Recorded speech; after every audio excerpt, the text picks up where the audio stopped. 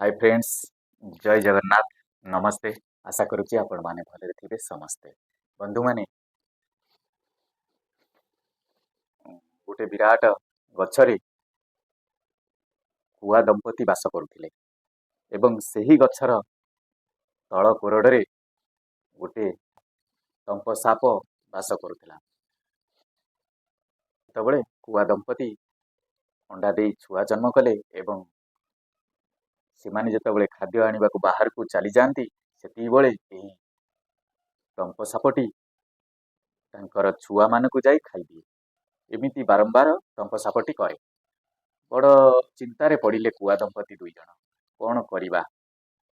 ପାଖ ଗଛ ମୂଳେ ଗୋଟେ ଶୃଗାଳ ବାସ କରୁଥିଲା। ତାକୁ ଯାଇ କହିଲେ, ଶୃଗାଳ ଭାଇ, ତୁମେ ତ ଆମ ବନ୍ଧୁ ପରିକା, ଆମେ ବଡ଼ ବିପଦରେ ପଡ଼ିଛୁ, ଟିକେ ବୁଦ୍ଧି ଦିଅନ୍ତୁ। ଶୃଗାଳ ଭାଇକି କହିଲେ ଯେ ଗୋଟେ ଆମ ଗଛ ମୂଳରେ ବାସ କରୁଥିବା କଳା ସାପଟି ସବୁଦିନ ବାରମ୍ବାର ଆମର ଏଇଭଳି ଆମକୁ ହଇରାଣ କରୁଛି। ଶୃଗାଳଟି ତାଙ୍କୁ ବିପଦ ସମୟରେ ନ ଡରିଯିବା ପାଇଁ ଆଶ୍ୱାସନା ଦେଲା ଏବଂ କହିଲା, ତୁମେ ଗୋଟେ କାମ କର, ରାଜାଙ୍କ ନଗରୀକି ଯାଅ, କେହି ଜଣେ ଅନ୍ୟମନସ୍କ ଥିବା ସମୟରେ ତୁମେ ତାର ବେକରୁ ସୁନା ଚେନ୍ଟି ନେଇ ଉଡ଼ି ପଳେଇ ଆସିବ। କୁଆ ଦମ୍ପତି ଦୁଇ ଜଣ ଶୁଣିଲେ ଏବଂ ତା ପରଦିନ ସେମାନେ ରାଜାଙ୍କ ନଗରୀକି ଉଡ଼ିଗଲେ। ଯାଇ ଦେଖିଲେ ରାଣୀ ତାଙ୍କର ସ୍ନାନ କରୁଛନ୍ତି ଏବଂ ତାଙ୍କର ଅଙ୍ଗରକ୍ଷୀମାନେ ଜଗି ବସିଛନ୍ତି। ରାଣୀ ସ୍ନାନ କରିବା ସମୟରେ ତାଙ୍କର ସୁନା ହୀରା ନୀଳା ଗୁଡ଼ିକ ଓହ୍ଲେଇକିରି ରଖିଛନ୍ତି। କୁଆ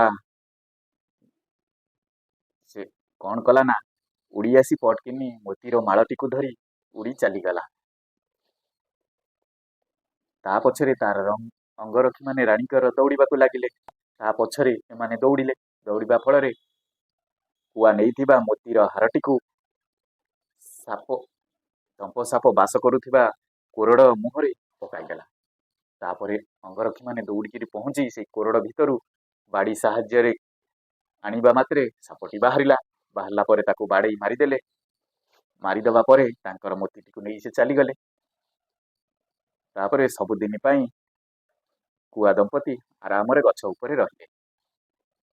ବନ୍ଧୁମାନେ, ଏଥିରୁ ଆମେ ଶିଖିଲେ ଯେ ବିପଦ ସମୟରେ ଡରି ନ ଯାଇ ଚତୁରତାର ସହିତ କାମ କରିବା ଏବଂ ବଳ ଥାଇ ମଧ୍ୟ ଯଦି ବୁଦ୍ଧି ବିଚାର ନଥିବ ତେବେ ଆମେ ଜିତିପାରିବା ନାହିଁ।